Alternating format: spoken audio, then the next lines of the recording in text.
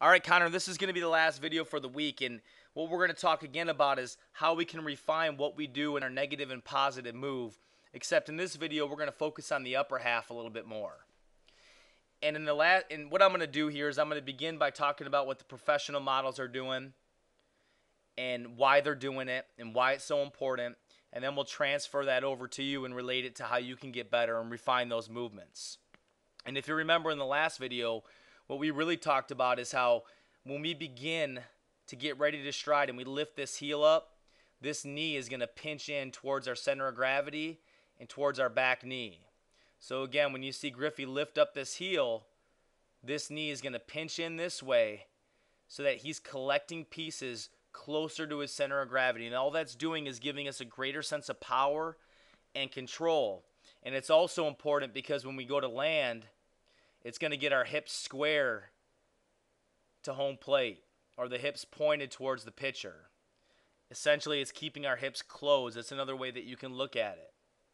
And we showed you the same thing here with Chase Utley.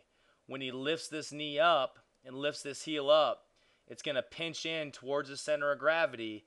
He's going to be collecting pieces in there so that his hips get square or closed or pointed towards the pitcher. Now, the same kind of thing happens with the hands.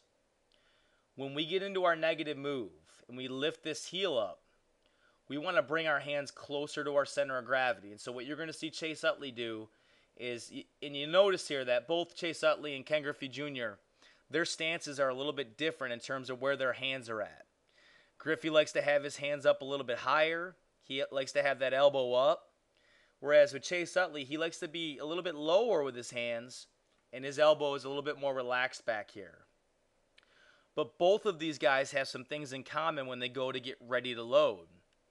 You're going to see here with Chase Utley, when he lifts this heel up and pinches that knee in towards his back knee, the hands drop a little bit. They go lower. And you're going to see the same thing with Ken Griffey Jr.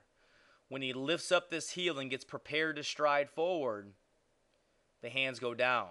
Again, if we draw a dot where his hands are here in his stance, and we get him into that negative move, you can see those hands go down.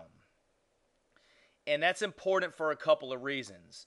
Bringing those hands down a little bit for Griffey and for Chase Utley ensures that when they go to load their hands into their stride, when they take their stride and load their hands back, that ensures that the hands don't get any higher than the shoulders.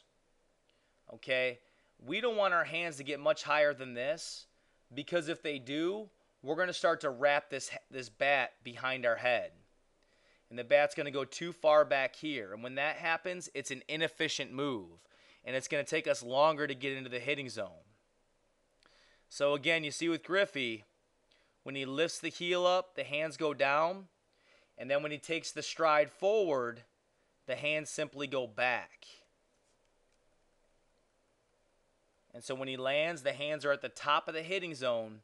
The shoulders are turned slightly inward, and the barrel of the bat is in a great position. You'll see the same thing here with Chase Utley. Again, when he lifts up this heel and begins to pinch that knee, the hands go down. And when he takes his stride forward, he's going to load the hands back. And when they get into that launch position, they're at the top of the strike zone. The barrel of the bat's in a great position, and the shoulders are turned slightly inward. Well, now it's time to translate this over to you and what this means to you as a hitter. So if we pull up your most recent swing, all right, and we get you into your negative move, I'm going to draw a little dot here where your hands start.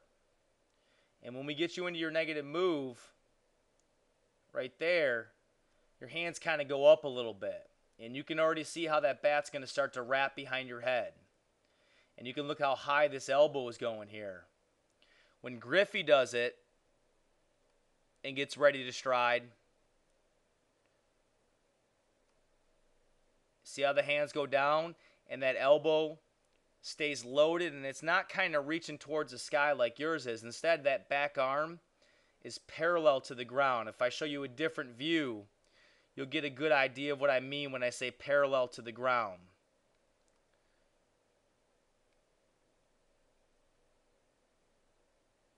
See that right there? That's the difference between this and that. But back to the side view.